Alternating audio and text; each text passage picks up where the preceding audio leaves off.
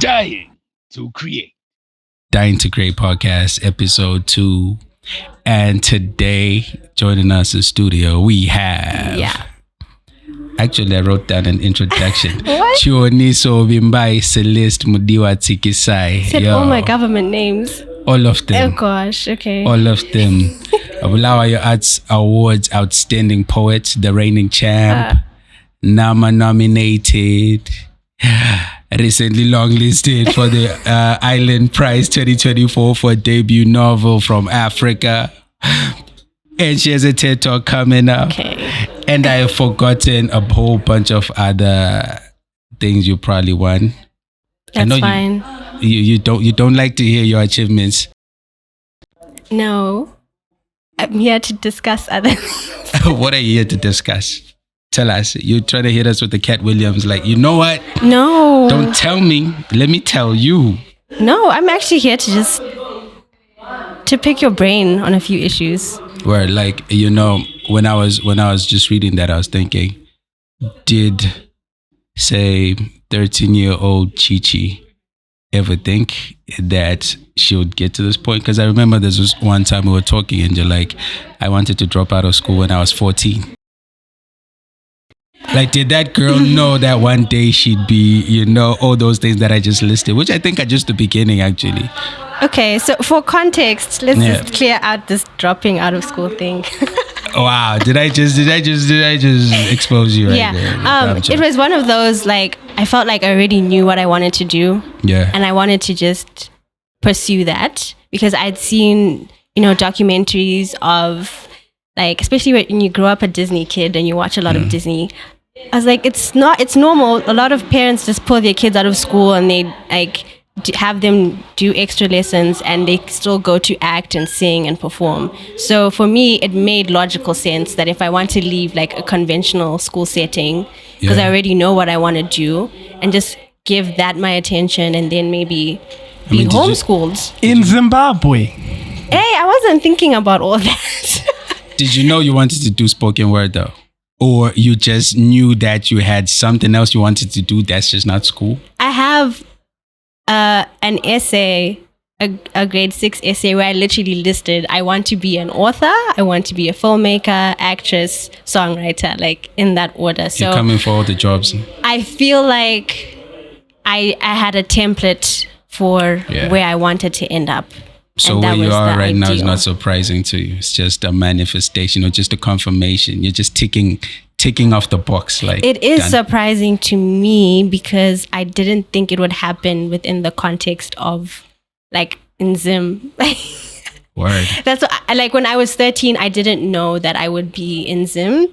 I felt like I'm gonna do this when I go to university. Yeah. And then it'll come to life, but it will come to life outside of the country because I just felt like, I don't know how I would make it work. So you didn't. So the surprising element is how it has come to life, but still within the context of, like, I'm still local. Yeah. Yeah, because it doesn't always happen that way. I hear that. So how much of a struggle has it been now that you mentioned that it has happened in Zim? Clearly you were already foreseeing a lot of struggle. How difficult has it been for you to reach this point right now? Right now. Like, just how difficult has it been? Extremely, because I think it's still a constant struggle, because I think when you do something and you conquer one hill, you'll be thinking, how do I, like, get to the next point from there? Because once you build up an expectation of the kind of quality that you put out, it's obvious that people will expect you to, like, okay, you climbed Mount Everest, now go to space type of thing. Now go to, you know, and now, so, like, the resources. You're victim of your own success. Yeah. So now, like, the resources to be able to top the last great thing that you did and strategizing around that, but also realizing that you can't let it be the thing that steals your joy. Because I'm not doing stuff to top what I did last. Like, I'm just moved to create when I want to speak about something or whatever's pulled my attention in that moment. And then if it happens to coincide with an accolade, that would be great. But you know, I'm not doing this for the money, but if I do get the money, you know. Yeah, well, money is a whole other conversation. It's a whole other conversation. It's a whole other we're chat. going to get into that. So you're telling me from that time when you were 14 Yeah. up to now, not being in Zim has been the biggest challenge? Has it been what's been the biggest? What's been the biggest challenge? Okay, so biggest setback? Without giving away too much, it's aside from obviously like the geographical location, because every creative can say, yeah, we're all creating in Zim. It's that factored in with like my own personal life experiences. I didn't see a way that I could make pursuing this craft work. Yeah. And make it balance with like my personal life. Yeah, because life does happen. Yeah, because life be lifing. Yeah. And I think what affects the ability of a creative to do a really good job is also their mental health. So, I mean, you could have all the ideas and you could be a genius, but if stuff is going on behind the scenes, it affects your output. It affects the way you step out into the world. So it's kind of like, you know, like you tell people, I want to shoot a music video or do this and that, but then the budget that goes to that, you're all focused on one source of income, and from that source of income is stuff that needs to sustain your day-to-day living. So kind of that balance of which month do I use to take a risk and which month do I just like just chill and just focus on so like that no one is affected negatively by your huge creative. Like how much do I move from the water bill to put into to be like, I want to do something so, you know, mind bending. So did you have a moment where you realized that, damn, I guess I have to do this in Zim then? Yeah. Like, was there a moment where it hit you like, I thought I'd be doing this out there, but and I have to do the this pandemic, here. You were like, it seems like I'm here. Yeah, because 2020 is when there was Cottage Fest, and I was doing some stuff for that, and just generally I was working a lot with Cottage 47 during that time. Were you singing? I was singing. But I was also just kind of observing how people move in the music industry. Do you want to plug people to your music? Not right now. how people move and how people set up events and how people deal with talent. And by talent, I literally mean like securing acts for a stage. The processes behind that. I just wanted to know, like, how do people go about that? And I think that was good because it kind of gave me an idea of how I want to position myself and how I brand myself and the kind of spaces that I allow myself to be in, the kind of stages I'm comfortable performing at, and the ones where I'm like, no, this is not for me. Yeah. I mean, do you feel like it's important? I mean, I guess we can speak in the context of being a poet, but I think just as a creative, for you to study the terrain before you actually jump in, like what you did, or is it even possible to study the terrain before you jump in, or you just take it as it comes? How much did it help you? That experience with Cottage 47, just learning. It helped me in terms of just learning people, communication. Also how to deal with collaborative spaces, and also just like navigating. Like, for instance, I would just go watch people rap or do whatever it is they'll be doing, and it's like a male-dominated space, and then you also and you're also there, like, you know, just navigating that space and seeing how people do things. But I feel like in terms of studying and immersing yourself, it goes hand in hand. Like, there's only so much studying you can do.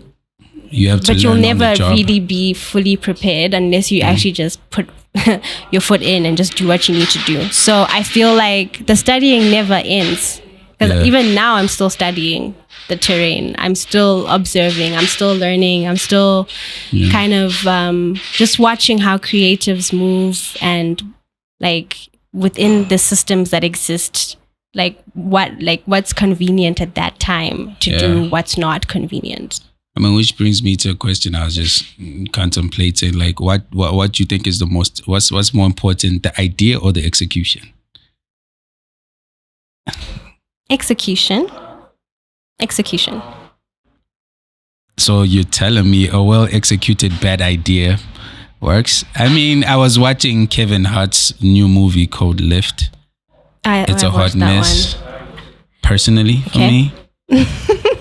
Like, I don't know. Like, I like Kevin, but nah. Okay. Nah. That's not the one, bro. Oh, man. So for me, that's an idea of a well executed, but it was just a bad idea to cast him for that role, or at least in that role. Execution. Why I say execution is important is the fact that that's what gets visibility, right? And this is why in the world that we live in, people are able to just absorb every opinion at any given time because of visibility given to something that maybe you don't agree with, but was executed in a way that it reaches the masses. So in that sense, if we had good execution of good ideas, then the good ideas get visibility. Yeah, plus I feel like with execution, you get the ball rolling and you build on as you go, you learn. Yeah, and also it puts pressure on you. It does. Once you've executed something really well, it puts pressure on you to like stay on that mark and do better than that. Yeah. So like if you've already ingrained it in yourself that I'm just going to do just for fun, the stakes aren't there. So you just kind of like the next thing that you embark on, you're like, So is that like a guiding principle for you? Like, I need to execute, or do you take more time on the idea?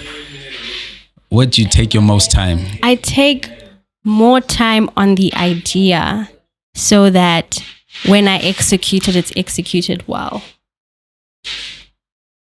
Okay, so you take more time on the idea, which means the idea is, I guess they're all important. No, okay. How do I put this into context?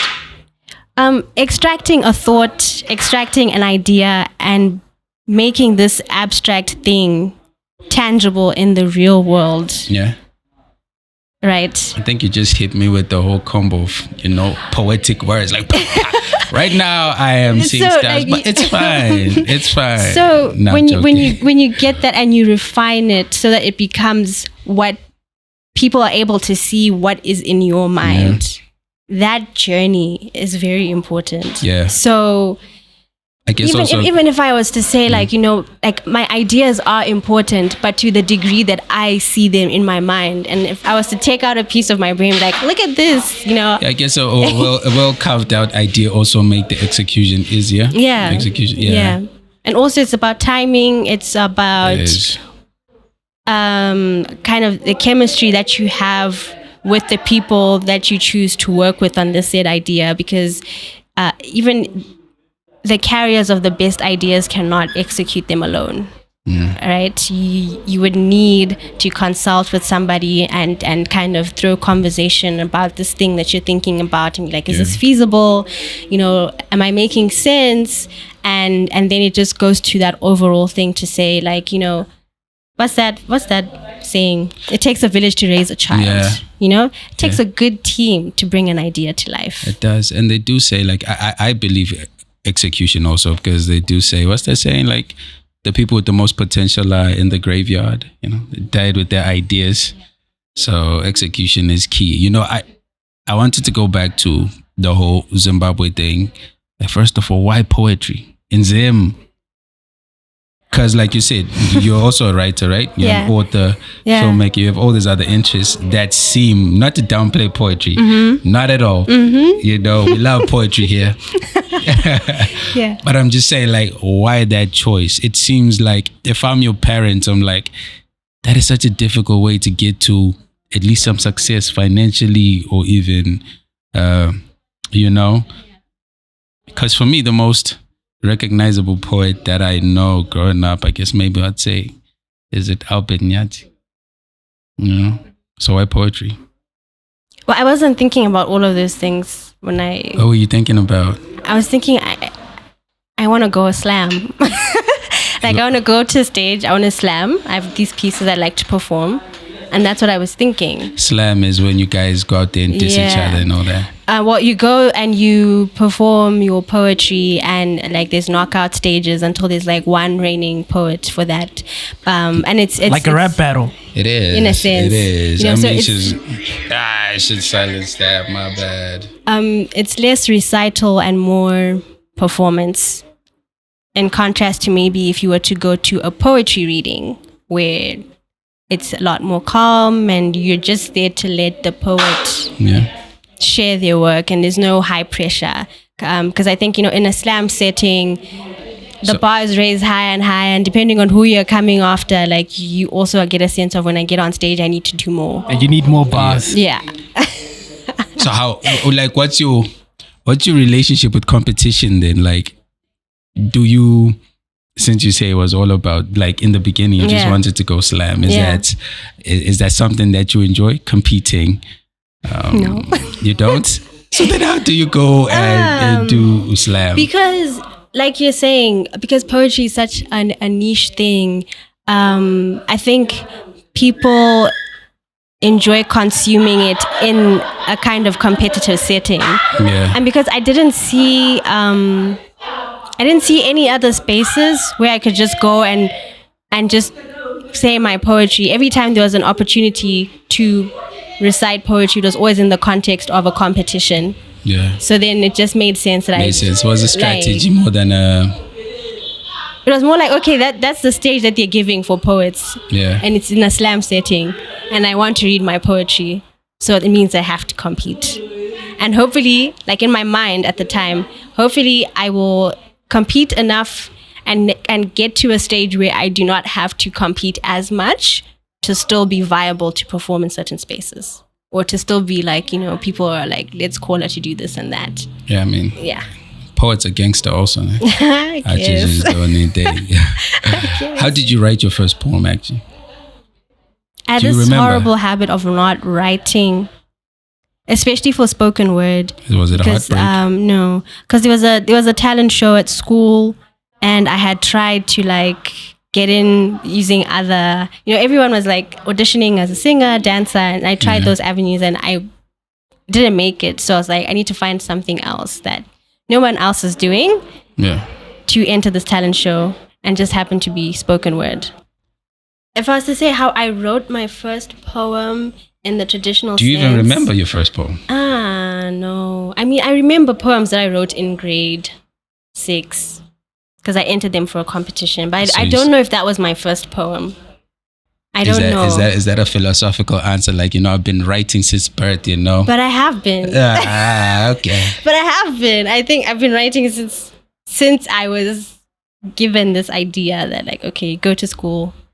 And then your first words were mother and father instead of mama. No, but like, I don't know if that was my first poem, but I took an interest in writing poetry in grade 6. But in terms of my first spoken word poem, I did not write it down. I think I was just practicing words, and I just memorized it, and then that was my habit with most of my spoken word pieces. And it's only recently when I started getting into publishing where I had to be like, these are the poems that I'm going to do for the page, and these are the poems that I will do for stage. And the ones that I work on for stage, most times I will have recordings of them. Because I feel like with spoken word, it's more like you're feeling the poetry and you're expressing the poetry. So I try not to worry too much about like grammar and what it looks like on the page. It's more important what it will sound like. Yeah. And I get that. I mean, it's interesting for you to say, like, being an introvert. Yeah. Are you an introvert? Yes, I am. Even though people tell me you're not. Why do they say that? You like going out? They're like, an introvert doesn't do what you do. Which is what, stand on stage. Yeah, and I was actually very surprised the first time I saw you perform live at the BAAs last year. I didn't even perform. I was just like, it was an acceptance speech. You see, that's how it felt like a performance. Okay, yeah. Because having met you before and you're all chilled and whatnot, and then you get there And I'm thinking she's just gonna do the normal thank you. I'd like to thank, or not even thank, let's just thank you. I didn't expect you. And then you go into this whole started freestyling. She freestyle, right? I was such in awe because I did not expect that from you. Okay. So I'm like, okay, this girl is hitting us, is dribbling us here, you know, she's going this side, she's going that side. So I get it when they say you're not an introvert, maybe you're an ambivert, you know, deep down. I feel like I know myself, you know, and that's a good thing. Yeah. Of course, people, like, I have perceptions of human beings, so it's only natural that people have perceptions of you. But the reason why I'm adamant about that is to say, like, I know what it took to get from being like a very reserved kid to the person that you see today. You had to fight. Like, and still till this day, I have to negotiate with my inner child. Like, this opportunity is good for you. You have to, because I was always like that. And I remember for preschool graduation, there was a modeling contest. And my mom was like, do you want to go on stage? And I told her no, but I wanted to. And she knew. And the reason why I didn't want to go on stage is because I saw the girls on stage and they were wearing like these like princess dresses. And I was like, I want to go on stage, but I don't have the right attire. Right. But I didn't verbalize that to her. So it was one of those, like, as time went on, she would always say, you have to be proactive in life, Chio. Those were always her words. You have to be proactive, like, even if you're scared to do something. So do you feel like that's you have a sort of scar or childhood trauma that you've had to fight throughout that has made you an introvert? I wouldn't call it a scar or even trauma. I'd just say it's just a character thing.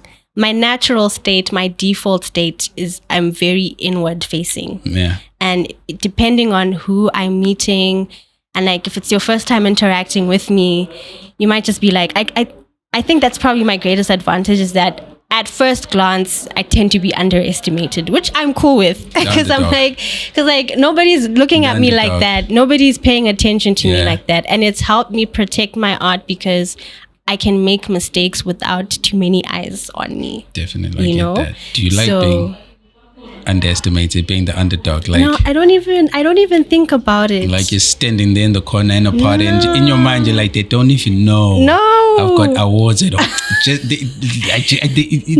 Just one person speak to me, they'll find out. No, not even. I don't even think of it that way. I feel like it gives me more time to be alone with my thoughts. I do feel though like it gives you an advantage, especially going into certain situations, let's say maybe slam or like there's not much expectation.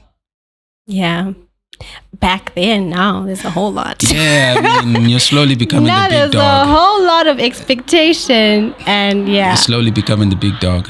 I feel like when the more expectation there is, there's more tension for me to disappear.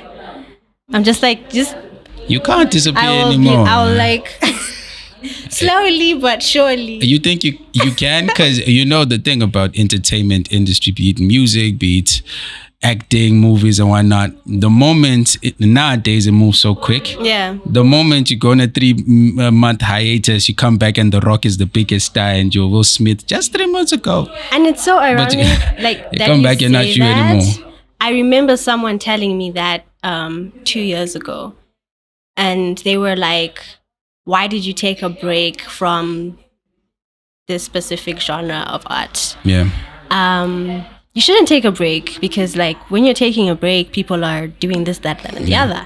And, like, I understood where he was coming from, but still, that doesn't dictate. Like, I'm not afraid of people doing stuff in, like, my absence or hiatus because I also know I'm doing stuff. Know, yeah, like you said, that's what I was saying. Like, in your mind, they ain't doing nothing. But it's more like, because it feels like a rat race sometimes. It does. You know, and you get exhausted because you'll be thinking, I put out this, now I need to put out, and once I get to a stage where that's all that's happening, where it's like, can you please do this now that you've done this, is when I'll most likely be like, yeah, I'm just going to be writing stuff and doing readings and not. Yeah. because I don't need that kind of pressure. I don't think anybody needs that kind of pressure. Like I acknowledge the fact that we exist within an industry and there's systems in place and ways that things are done and factoring in business and all that. But like for me, my greatest asset is peace of mind, because that's the place from which I create my best art. So if that's threatened in any way, I just be like, yeah, I feel you. Do you think, like what you just said, do you think it's a result of the fact that now content is being consumed so quickly and so then just being pushed out in high volumes? That's why people don't expect you to take a break? Yeah. The whole content versus art debate. Because, well, do you succumb to that? How have you been able? Are you navigating that, or to you it doesn't affect you? No, I am navigating that. Especially, well, because we don't really have traditional systems in place in Zim. We don't have like record labels and like movie houses like that.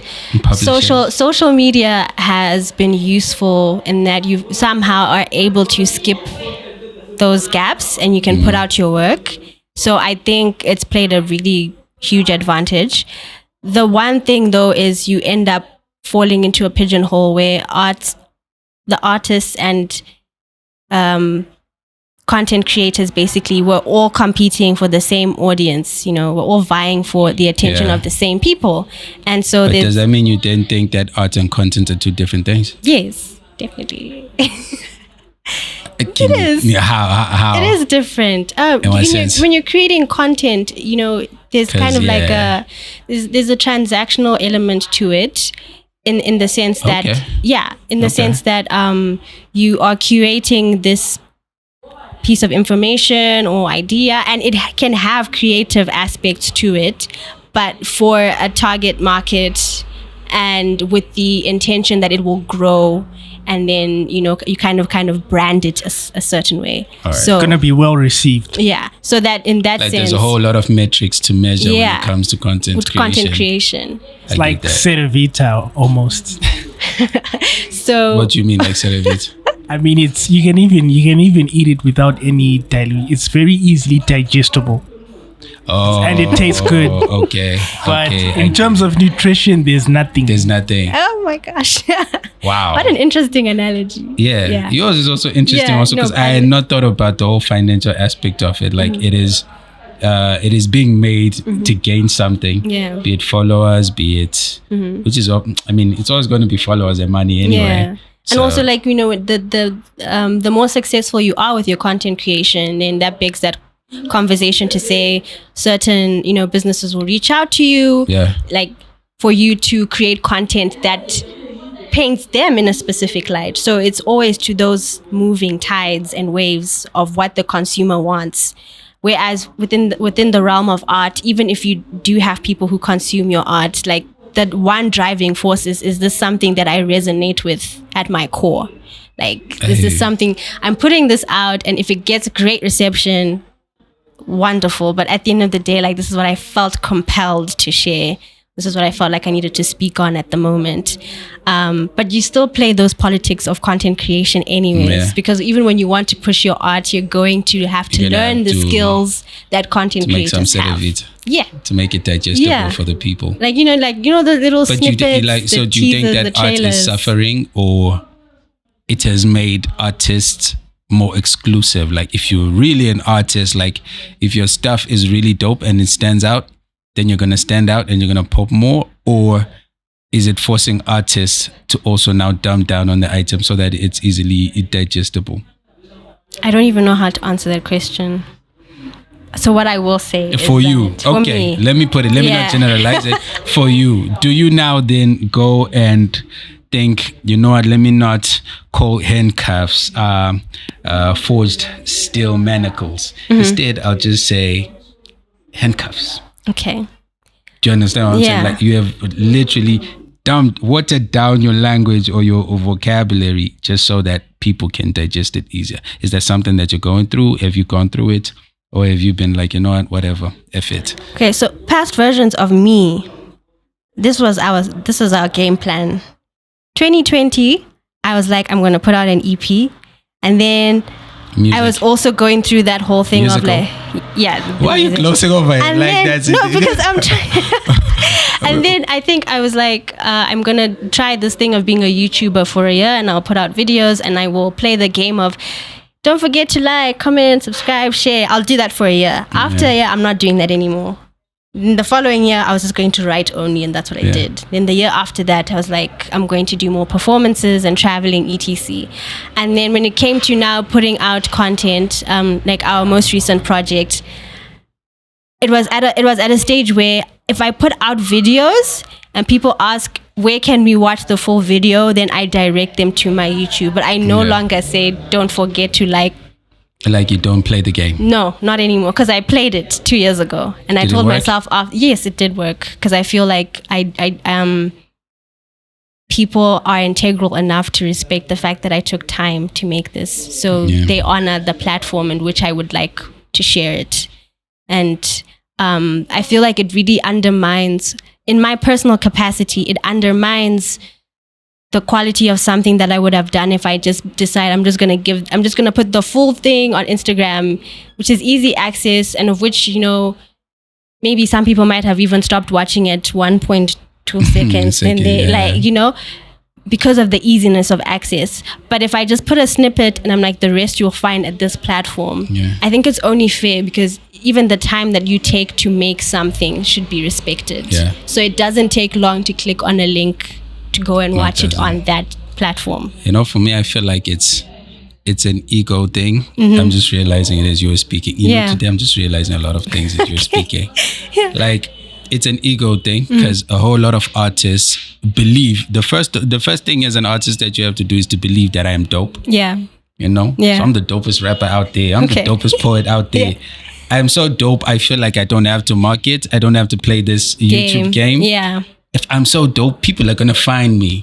You know, I don't need to market. You know, you know what I'm saying? And they were so caught up in that. So I feel like it is, for me, it's 50-50, or it is to each his own. You know, for some people it works. For some people it then just feels like you're part of a machine and you're a robot. Just churning out stuff. But I feel like a huge part of it is also just ego. I mean, just play the game and get your art out there.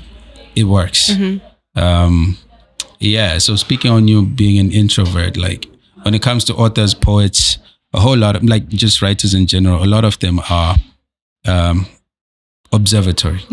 They observe more than partake. So how then do you, because having read some of your stuff, even the poetry, you notice that there's a lot of social commentary. How then do you, with your social commentary, are you in it, or is it strictly from an observation How point? do you find that balance? How much of you is in your poetry, is in your work? A lot of me. A lot of you is in your work. A lot of me. I don't know. I don't think I'm... So I'm just asking because, you know, when you listen to Q for a Dream and then you're like, I watch your akaenda kuna. And then I'm like, oh, the boyfriend left. Is that how it is? Should I when I look at the poetry, am I like, I'm listening to your life story? Okay, so no. No, that I'm in Q for a Dream, but I led with a narrative. Because that's what storytellers do. We embellish the details of factual events. And the fact is, I have witnessed people leave. And even if it's not in like a romantic sense, for better economic opportunities. And I think that's like a universal story for everyone. And at some point, I thought I would be the one to leave. And it turns out that I was not the one who left. So it's kind of from that perspective of, so are you still eligible to dream and to be as ambitious as ever if you are the one left behind? That's kind of the concept with it. And then like after, you know, having conversations and stuff, when I said I kind of was throwing Easter eggs in there by coding my names in the script. Like, you know, I'm talking about a sense of myself. Like, I had this idea of who I would be. Who I was gonna, and that idea has left me. And so the existing idea that is now there is the one that I'm going with. to say like, this is what I'm committed to now. This is who I'm committed to. This is her journey. Even if it's not the one that 13-year-old envisioned. Yeah. Because 13-year-old me had this idea of you're going to get on a plane. When you get on a plane and go wherever, that's when you're going to be like, oh, look at all these talents I have. Yeah. It will be easy. I mean, we all wanted to go to the States. Yeah. And then I was going to rap. I was watching too many documentaries and going to go to the States. Now we're in the United States of Zimbabwe. I'd be sending Timberlands to my homies, But then you kind of go through a season where you like, of humility, and God is kind of just showing you that in spite of wherever you are positioned, there's still an obligation to share your gifts. So how do you bounce back from such setbacks, from life? I don't want to ask you what your biggest failure has been. If you don't mind answering it. I don't mind. Like, what's your biggest failure been, and how did you bounce back? Like, because I'm trying to ask the question in a general, but also in a very specific sense. Way. Yeah. I don't know that I can classify. What was your biggest failure? Because that's the thing. I'm struggling to word it, because I feel like. Is it because it's so easy to romanticize it now that you jumped over? It's more like stuff that's outside of my control. Yeah. That feels like it limits my potential to do more. So it's like you just are born into this world, and you're born into a specific family with a specific faith or whatever it is. Yeah. And everyone else's stuff that was going on around you before you came into the world is the stuff that you also have to carry. Yeah. So it's like that generational burden. I don't know if that's a failure on my part, but it's like black tax. Black tax is part of it. Like emotional black tax. Yeah, because people always speak of black tax as maybe it's just the money aspect. There's also the whole other emotional and familial beefs, and I mean you're the carrier of many identities, in as much as you're trying to forge your own identity, and aside from the expectations that you have of yourself, the expectations that were placed on you before you came into the world, or there's certain ideas that people had of who you would become when you grew up. This is my daughter, she's going to be etc. She's going to be a doctor or whatever it is. And there was a time when I think there was this expectation that would be like a lawyer, and there was like a lot of conversations to say, no, we can overlook the poetry thing. Just go into this avenue. I don't think it was an overlooking thing. They didn't mind the poetry thing, but I think it was just the thing of like, but you can be a lawyer because you've got the skill set to speak and stuff. And I was like, but I don't really. You don't really want. If it's something that I was to that I would want to revisit, I can. I guess I don't. I have no qualms in learning and pursuing tertiary education at some point. It's something that I want to go back to. But I just mean the path that I followed to get here is one that I'm also very committed to. I mean, you speak of that. I asked you about failure, and then you brought that up. Is it? So are you in an essence? I'm getting a feeling of you saying maybe you have a bit of, I don't want to say regret on the decision, or at least it's a decision that haunts you. Does it? Every now and then when things are really tough in Zimbabwe. No. What haunts me isn't even like the specific law thing, but just like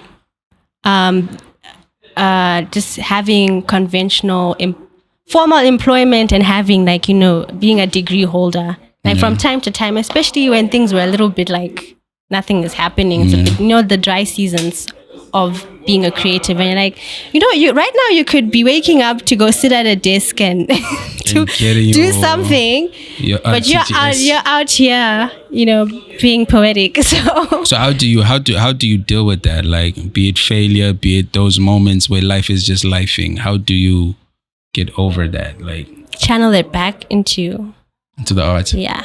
So to a point where like I think there's even like now there's a paper trail, because that becomes the content and the context of what you speak on.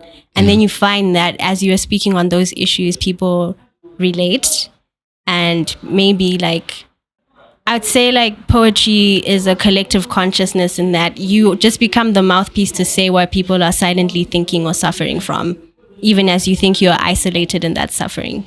So do you write more from sadness or from your happy moments? I also write from happy moments for sure. Which ones do you prefer?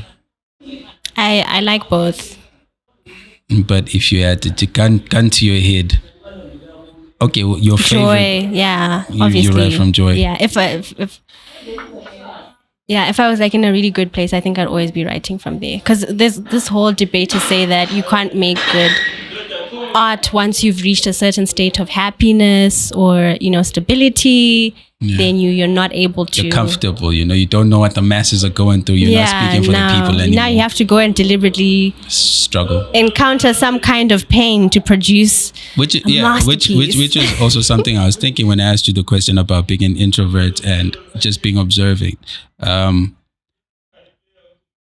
lot of people say creatives have to also go out there and experience life. Mm-hmm. For you to be able to write, because then without that experience of life, mm-hmm. how then do you believe that? Yeah. So how then being introverted and observing does not mean you're not living. You're not experiencing life. You're experiencing it, but in a very heightened way, in the sense of like for me, especially with some of the solo travels I've done, if it was like a group thing where we're traveling as a group, I probably wouldn't be as fully immersed in what I'm doing because there's all this other stuff going on and we're engaging with each other. But I think in moments where I've been alone on a plane or just alone in an airport or just alone trying to get to the next bus station. Did you ever think you'd be on a plane just from poetry? I never, honestly. I never ever thought. But being alone in those places, like you get time to think as you are experiencing.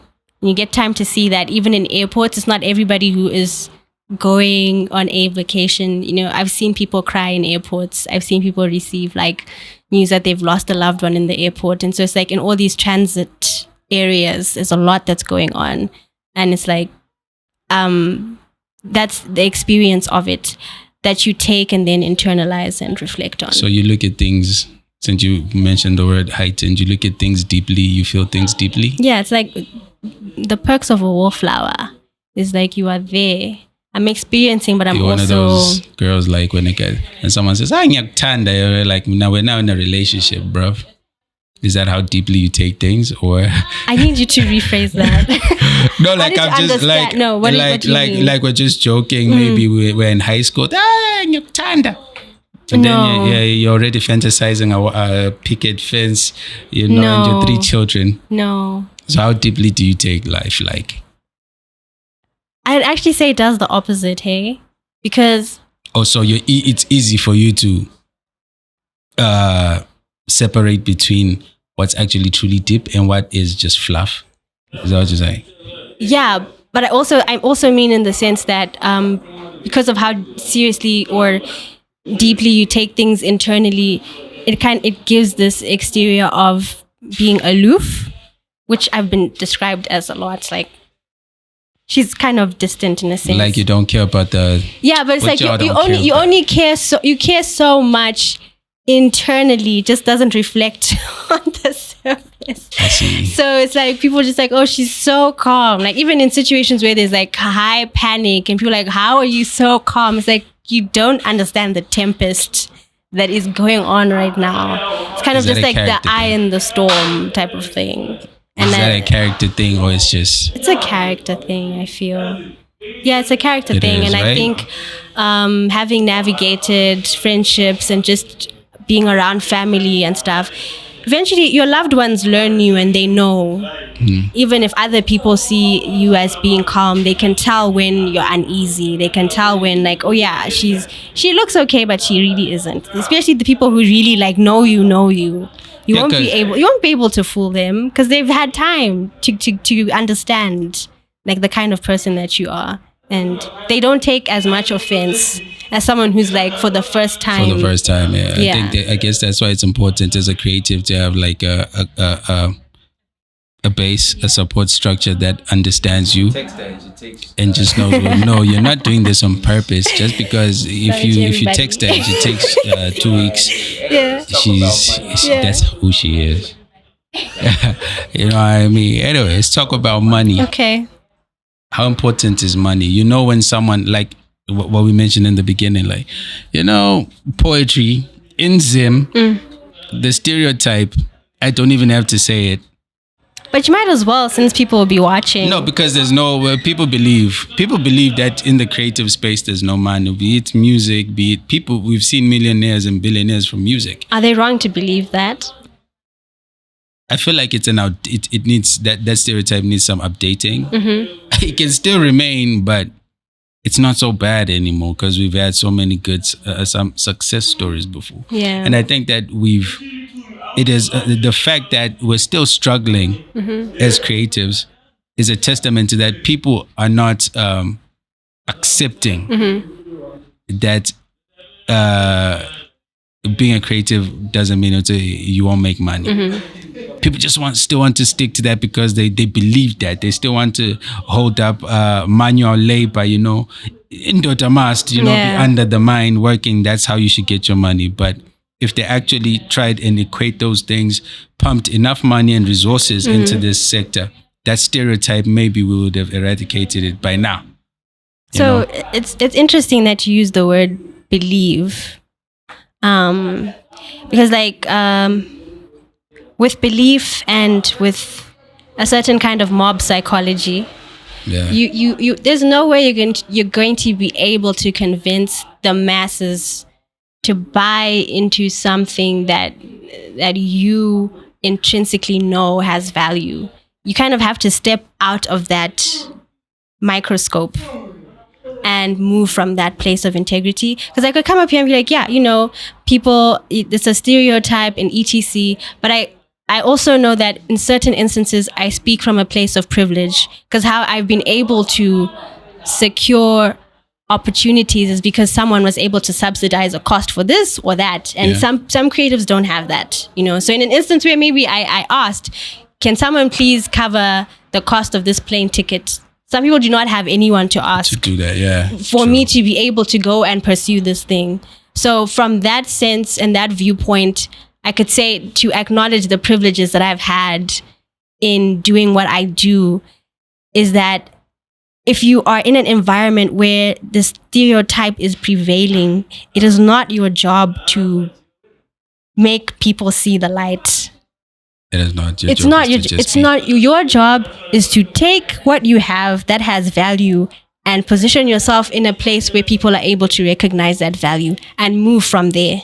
And then when you are recognized from that position, you are able to now infiltrate these other areas and these beliefs that people have. Because the power of belief is that it even permeates reality. So I were like, you know, at loggerheads to say like, you know, you people are not seeing the vision. Like other creatives are taking, like, you know, and we'll podcast and stuff like that. And so you kind of just, at some point, you do the debating stuff, and then afterwards you stop debating with people and you go do your homework. Do what you need.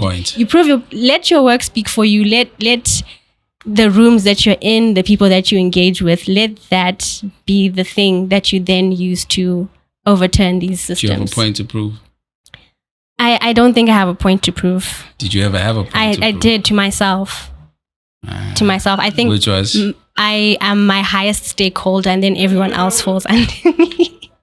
So as long as I'm proving a point to myself, and it's a bonus when other people buy into the idea, but most of the time, my highest stakeholder is me and 13-year-old version of me, because she wrote the manifesto down. So it's like, I'm always like, the manifesto of the Republic of Chichi. Yes, that one. Nah, I get it. Anyway, we're talking about money. Like, how does it work? Does it work like it does in the music space? Do you get paid for shows? Do you how are you earning? I mean, don't give away the details or anything. For shows. Or how are you navigating the financial side of your career? I think I make more of an income from writing than performance, because opportunities to perform are limited. Yeah. to perform poetry are limited. So if I was just to have the mindset of I'm only going to be able to do something if there is a gig, if there is a concert, and I won't be doing anything basically for most of the year. So I just focus mainly on writing, because at least with writing, you put something out, you get paid for it, or in an instance where I'm navigating the world of publishing, to be able to get royalties from my writing, which is something I'm still kind of working on. Navigating, yeah. Yeah. So it's like, it's up and down, because I'm in it. I'm walking through it right now. You're learning as you're going through. So I don't have like a concrete answer for it, but it's better than where I used to be. That's for sure. Yeah. Yeah. All right. I get it. Have you had any issues getting paid? Yeah. People just take their time. Just like rappers. People just take their time to pay you for whatever reason. Maybe because they haven't gotten this cleared at whichever office, or you are all a lot of people on the same payroll, and they're kind of like, and so you kind of have to put pressure to say, please, can I have this? And the one thing about me is I hate nagging, but it's like, you're not confrontational. I am confrontational is the thing. I don't like who I am when I'm confrontational. So I avoid it as much as possible, because I've been confrontational, and to a point where afterwards it was just like, because it's extreme in a sense, especially if people are used to you calm. So when they get that side of you, between, like when they get that side of you, they're just like, it's awkward afterwards. Like afterwards, that's the end of it. There's no going back. There's no going back. So and it's like you're trying to maintain good relations with people and also be respected in what you're doing. Or maybe you could just get a manager. Yes. Do poets have managers? They should. Do they get managers? Yeah, I think they do. They right? do. They do. I just don't have one yet, but they definitely need managers. So it's like the desire. Let me just use the word desire, because I don't know what else to use. To diversify into writing, because like I mentioned before, like you're long listed for something. Is it like a financial decision, or it's more of just part of the manifesto? You were always going to do it, or did you see that with poetry you need to also diversify and get into all these other mediums? I was always going to do it. And also because I thought I was going to be an author first before anything else. Yeah. I thought I was going to be an author and have something published, and then after being published, I would do all my other interests. But it just so happened that poetry is the thing that took off first before the other things. So it was never planned which one was going to take off first. Yeah, but it was always there. How does it feel though, like to be long listed? What you did? Pressure. Are you allowed to talk about No, that? I think I am. No, it's like exciting, and it's also pressure. Yeah. It's pressure because like once you make a long list, it's like now like for 3 months I'll be thinking, oh my goodness, they're reading that part where I forgot to put a full stop and I forgot to change someone's name. Yeah, like, but they know. They know. Agonize and agonize and agonize. It almost sounds like writers are pretentious when they complain about their writing, because it's like you're good, so you're putting on airs. You're just trying to seem like you're not that good, but you still are self-conscious about your work, regardless of how many strides you take.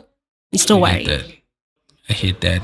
I mean, you sound like someone who knows their self, has a good head on your shoulders. So. I mean, you did say you know yourself. I do. So what do you think is the meaning of life then? What is life about? Wow. So go from you know yourself to what is the meaning? Yeah, I mean, give us the oracle. You know, sound like an oracle. What's the background behind the oracle? I mean, someone who just knows what we don't know. I don't know. Since you're more observant, tell us. I know that I've been placed here for a specific purpose. And aside from being here for that specific purpose, I get the blessing of existing as a human and doing ordinary human stuff. Just being happy. That's what I know. And I also know that I don't need to know anything too extreme. I don't have to be like this overly wise person all the time, you know, because that's the hazard of being like in art. It's like even when you're just in ordinary conversation with people and you're like, philosophy. No. Yeah. Like, just be a person. I feel like that should have been the last question I asked you. Just chill. That would have been a nice way to Which close question? The one, the meaning of life. Yeah.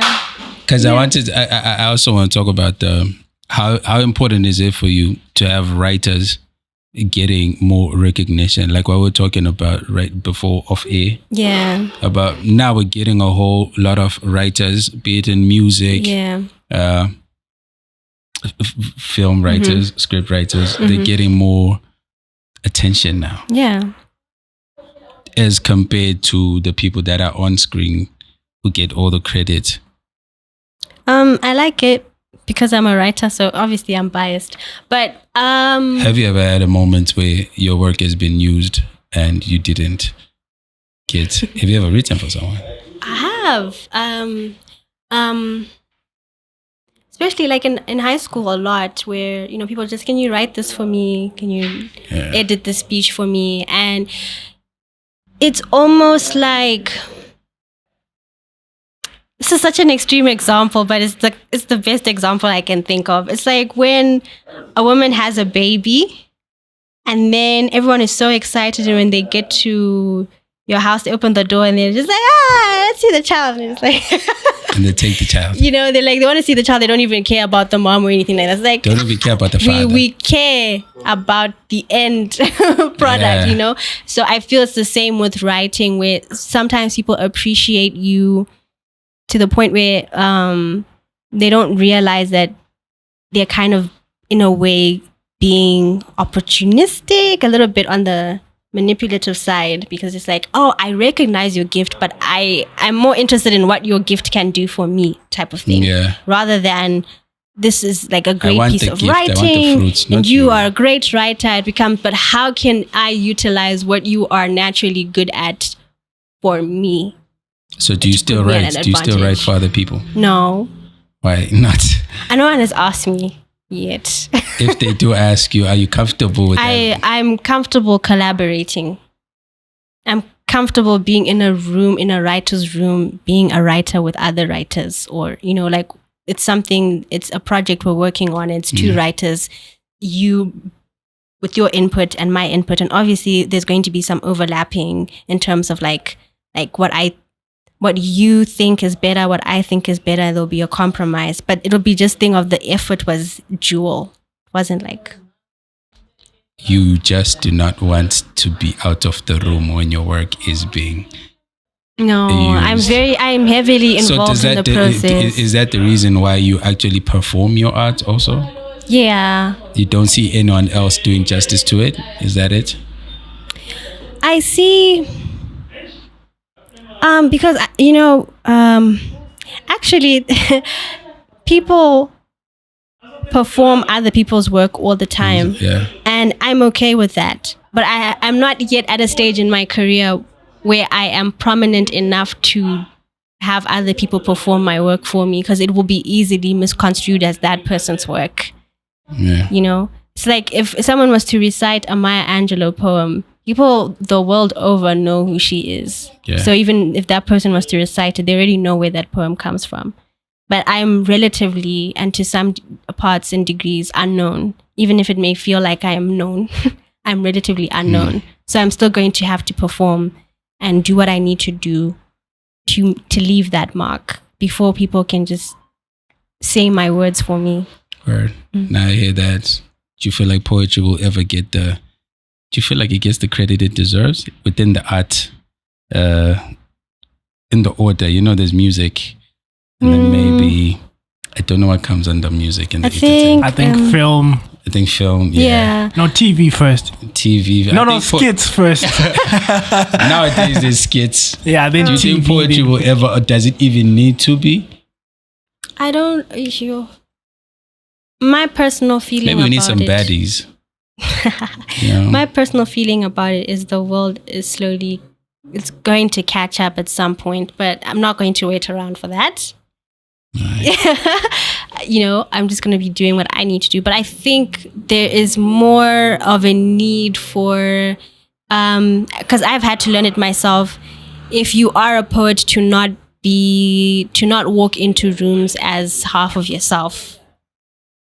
in relation to the other creators that are there and their industries and what they do. So Alright. if people Feel like an equal. yeah, you should feel like an equal and take part in things as an equal, and just carry that art form with the same respect that other people carry their art forms. And if other people, because that's how people then buy into the idea that poetry is a serious thing, by how you present it and how you feel about it.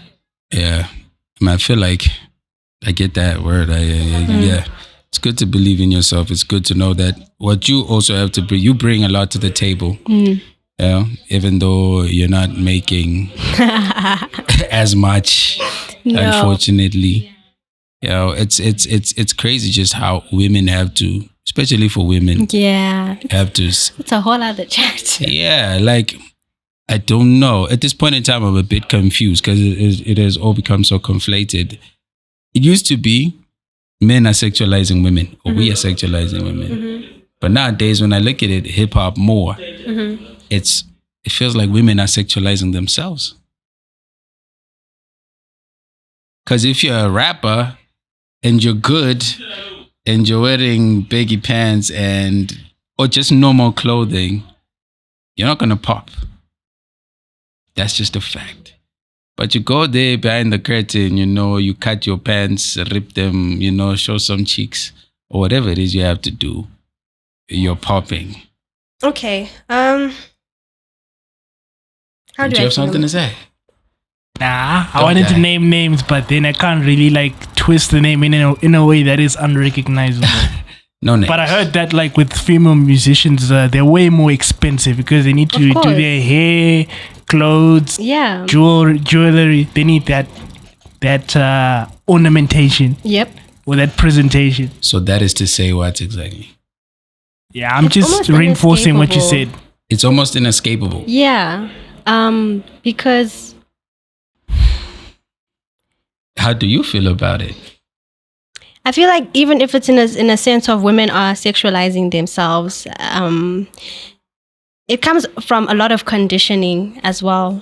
And I think if there has been so much time spent being conditioned to view ourselves a certain way, it's not something that will be eradicated in 5 minutes. Yeah, no. It's going to take another, to recondition. Especially when it works. Yeah, because it's almost like, people complain, but you're still buying into that. And I've seen instances where the same people who have been accused of overly sexualizing themselves, when they try to put out something that is quote unquote authentic and real, people don't give them the numbers. So yeah, but I think that's also just because you've already shown us this side. We don't want this side. Why would I go back to eating porridge without salt when I'm now used to serifit? Well, I don't know. It's just the irony of just of all of these things, which is why I feel, at least for me, poetry has always been a safe space, because I've never felt that pressure to be that. And that's the appeal, I guess, that it had for me over all the other art forms. Do you think, though, just looking at it from a business or from a marketing perspective, do you think it would help you if you showed a little more skin, or if you're a bit more racy? I doubt it. I think people will be like, what's wrong? Why? For a while, until they say, but she's taking back her power. No. Yes. No, I don't. If even with that context, to say being more sensual or positioning myself in a certain way, it really has to be something that I feel personally vindicated to do, not because I'm trying to market my poetry to a different demographic. I think it happens naturally with the progression of time, because obviously now I'm speaking as a 26-year-old, and my view on femininity is different to how I perceived womanhood as a 19-year-old, 20-year-old. So I can't guarantee that I will be a certain thing for a certain period of time, because I don't know what 29-year-old me is going to do. Yeah. I don't know what 32-year-old me is going to do. And I respect and acknowledge that I'll probably go through many different changes as life goes on. Yeah, and people will either perceive that to be, oh my word, she's changing, she's not who she used to be, or there's some people who will realize that it's just the natural evolution of a poet. Yeah. So it's the evolution of myself and the evolution of me on stage. And I like fashion. I like makeup. I like all of those things. And I feel like, God willing, if my bank is settled and my budget gets better and my budget gets better, I'll probably incorporate more and more of that into poetry shows and presentation, because I also feel like just because you're a poet doesn't mean that you should be denied boxed the luxury of wanting to put on a good show or wanting to have good outfits, because I think the consensus is that you're so deep and you're so philosophical about the world. You don't care about clothes. You don't care about presentation. You just go on stage and you just say what we need to hear. And it's like, that's so pretentious. I can still exist at a time where I'm delivering social commentary, but I do care about what I look like when I step onto a stage. I can enjoy some makeup. I can enjoy. I can literally participate in that and also think about that when I'm putting my videos together. And not have your work diminished just because of what you... I get it. And especially if it's not like something that's been imposed on me. It would be different if I felt that, like, let's say, for instance, if I had come up in a situation where I'm under management and the management tells me, change your look, we're rebranding to this, then that's different. But if it's like, I'm rebranding because I wanted something different, I want to try something new, then it's all good. I mean, I asked the whole sexualization thing because I believe that first of all, I think men should just get out of that conversation. Okay. If women are sexualizing themselves, it's because they've seen the power in it and they're just taking advantage of. Instead of giving you the whip, they're taking it and then they're like, no, it's fine. I'll just whip myself a little. As long as you pay me for it. Gosh. I mean, it sucks. It's a twisted. Yeah. But would you rather have another man telling you, do that, or find comfort in doing it in a way where you can determine the limits to which you go? It's unfortunate that's the world we live in. I mean, you're still getting whipped. That's what I'm saying. But it's your hand. Or is it your hand?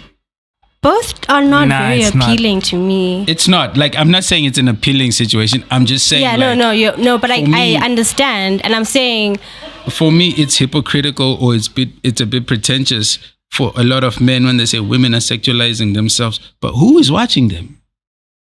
Women too, yes. The general public. The world belongs to the men, unfortunately, in the business sense, in the financial sense of things. Those men are sponsoring that. Mm-hmm. Those are the men.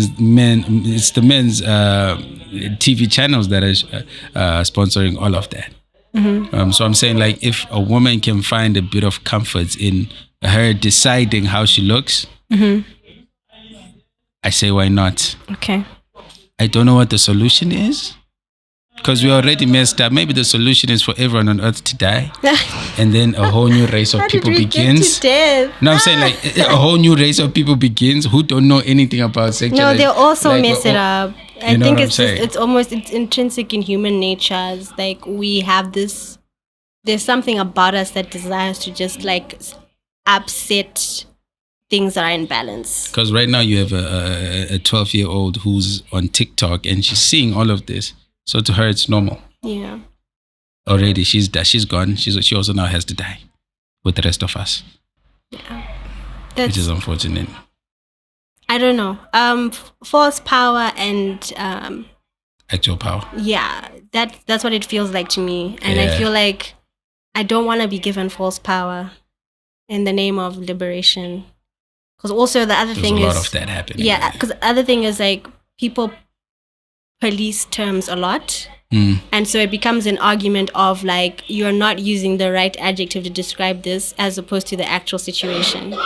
Right? So anybody in any conversation can throw the word liberation, can throw the word, autonomy without even understanding it. And so that's why I go back to that thing to say, I do not want false power. I don't want to be given the idea that I am liberating myself if I am still existing within a system of oppression. It doesn't compute for me in my personal capacity. Yeah, I hear it. Yeah, it's not because again, there's this other thing within the layers of the already existing politics that we have. there's also women policing each other in terms of like, you are not representing us a certain way. Yeah. Do you get me? Yeah, like there's that in-house bickering you really already. Can't win. You so can't even if I hold a certain sentiment, I might just be attacked again to say, but that's not the wave we are in right now as women. So like, get in line. It's I think it's the whole N-word thing again all over. You know, some will be like, no, we took back the N-word. It's now, you know, you my N-word, you my. But and then someone will come and say, no, man, that is not it. We grew up being called that or so whatever. So there's no winning. Just hold your convictions, your personal convictions. Yeah. And move accordingly. Now we're buying our own chains. Like, yo, I'd like to be, you know, in gold chains, please. But we're all still slaves. Well, we were never slaves because we were in Africa. Those who went to the States are the slaves. At least I can buy the chains. We can't. No, I'm just saying, like in the word, I feel like I'm lying to myself if I say I relate with the whole slavery thing. I relate with black people. I understand, but I'm not gonna say, yo, slavery. I watch it and I'm like, damn, that is messed up. But yeah, you know, do you relate with that? With the whole... Oh, okay. Well, I guess with what I've chosen to do in life, I always have to look back. Yeah. Always have to look back in history. Always have to look back, you know, in the archives to be able to understand why things are the way that they are.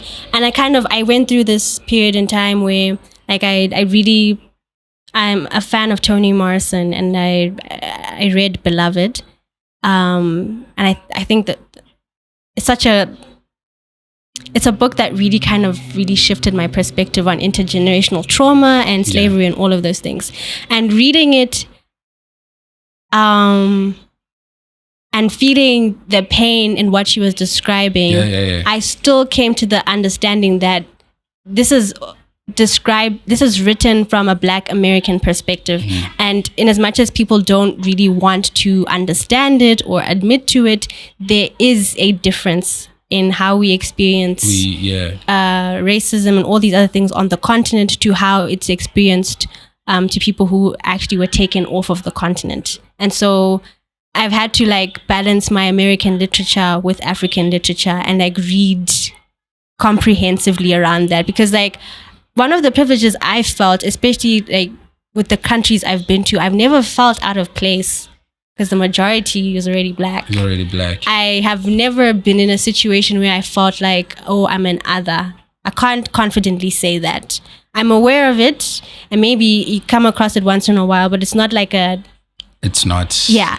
Right. And so, you know, in the event that for whatever reason my poetry takes me to somewhere like the States, my experience of race might be different afterwards. Like what's described in Americana and all those things. So for now, I feel like even that has given me protection because I'm more confident as a creative without all that other stuff going on. I mean, I try to be wary of not hijacking certain, because nowadays there's this whole thing where movements become hijacked, where you have the Black Lives Matter, and then you find out that it's white people who are running the finances of that whole item, or you find a white person getting more offended for me.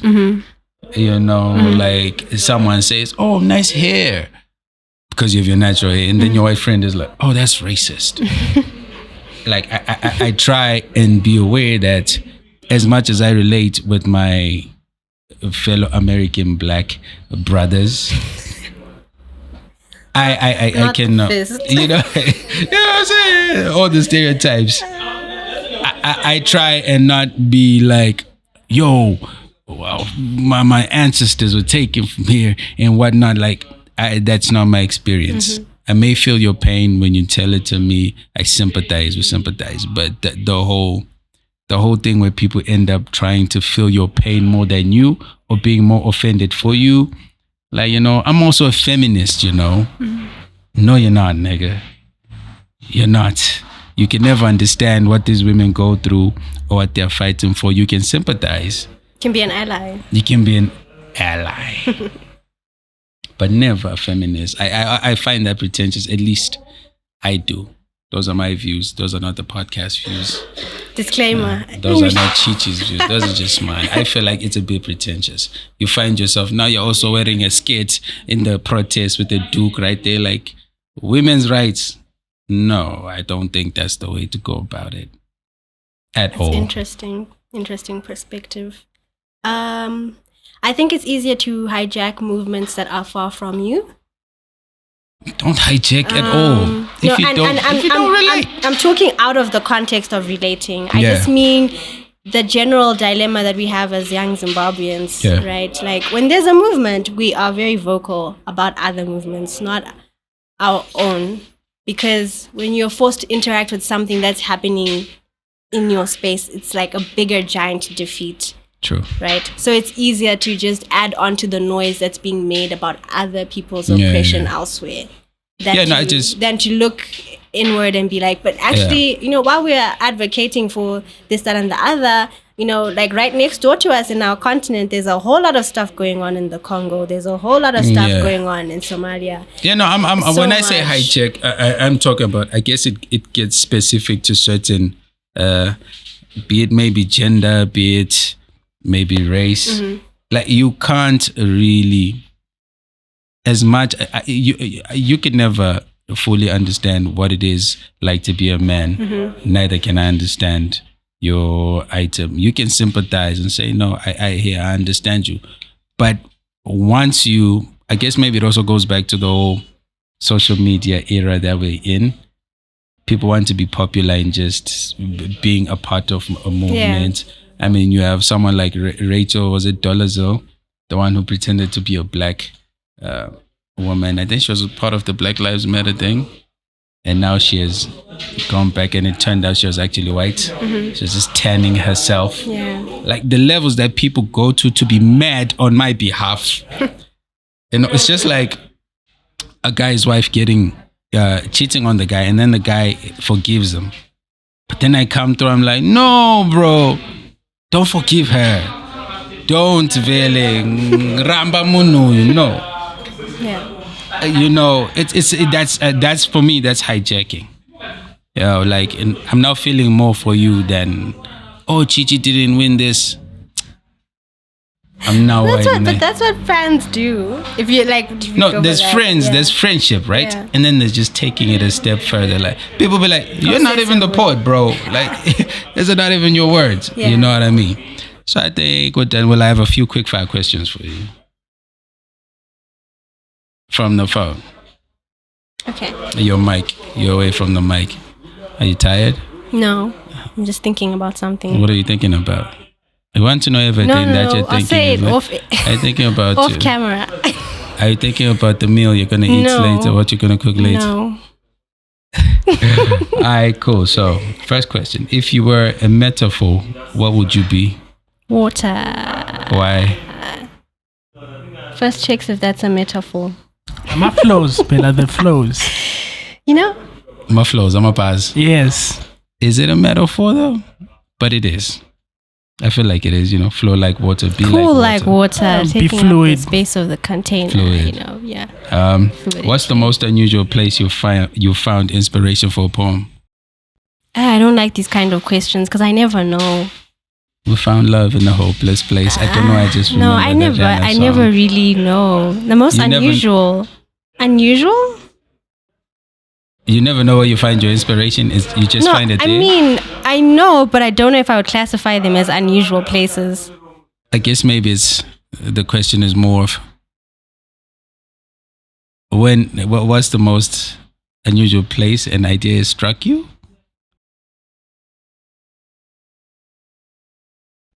I can't tell you. I mean, you can't? Maybe when I stay up a lot. That's where most of my ideas come through. That's not unusual, Chichi. Yeah, that's the thing. I don't have any unusual because I've had ideas on a bus. I've had ideas. Because you don't go anywhere. Being an introvert. This podcast is supposed to protect its guests. I'm not. I'm protecting you. What do you mean? If you could have a conversation with any literary character, who would it be and why? You read a lot, obviously. Does it have to be one? Why does it always have to be one? What if I want to have a round table with these literary characters? Okay, if you had a round table with three. I would speak to Setha from Beloved. I would speak to Kambili from Purple Hibiscus. And I would speak to Tambuzai from Nervous Conditions. Setha's from Beloved. I haven't read that one. Toni Morrison. I know Kambili and Tambuzai. Yeah. Why? Yeah. I don't know. I mean, because I guess I relate to teenage characters because at some point I felt like when I was around 15, I had the characteristics that they had of being like very observing and introspective and just absorbing too much of the world into them. So I would want to like just sit and chat with them. All right. Yeah. What's the strangest writing ritual or superstition you have? I'm so sorry to tell you, but you know, I'm very like boring in the sense that I don't have like these methods. Like my maybe that's the ritual. The fact that you don't have it. No, I literally just sit down and write on my computer or my phone. But I was having issues with my computer, so most of my writing is down on. So it's that Google easy for you. You're that talented. No, you don't need external help. No, I get tired all the time. All right. I get tired. If you could use only one word to describe your poetry, what would it be? One. Not a round table of words. Okay. I'm thinking. One word. Celestial. Cool. Have you ever written a poem that made you laugh out loud? No. Oh, that is sad. Like, not that is sad, but no, like, it's deep like that. When you say laugh out loud, I think of comedic elements. I don't think my poetry How important is comedy though in you? I mean, it's very important. I have a play, it like has heavy comedy. Are you funny? I think so. I think I'm very funny. Yeah, I think everyone thinks they're funny. Yeah, but I think I'm like really supremely funny. Alright, cool. Yeah. That was fun.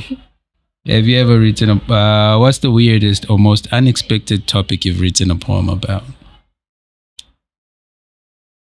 This is just focused on your poetry. A play. A play. Yeah.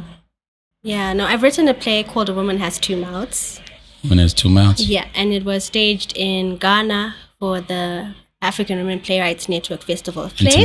International Chichi. And it's a story of a woman who loses her baby, and when she comes home, basically her body starts talking to her and talking her through the process of losing the baby. How is it talking to her?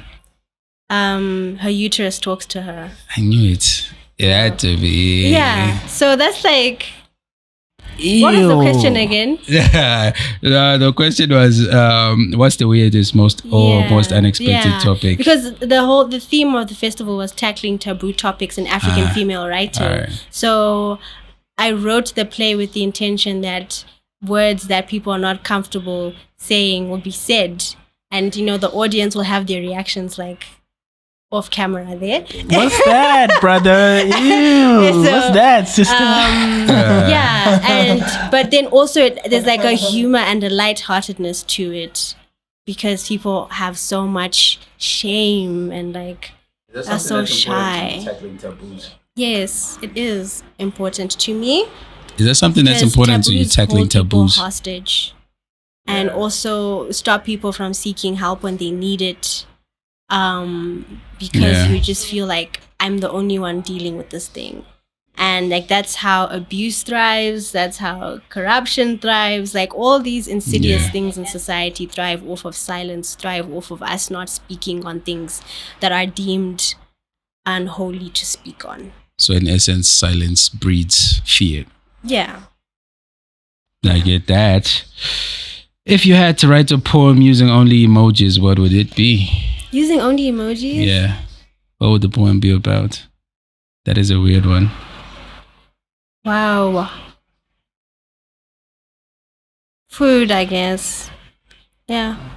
That's easy. Those are easy emojis to get. What's the oddest reaction you've ever received from a reader of your poetry? I didn't know.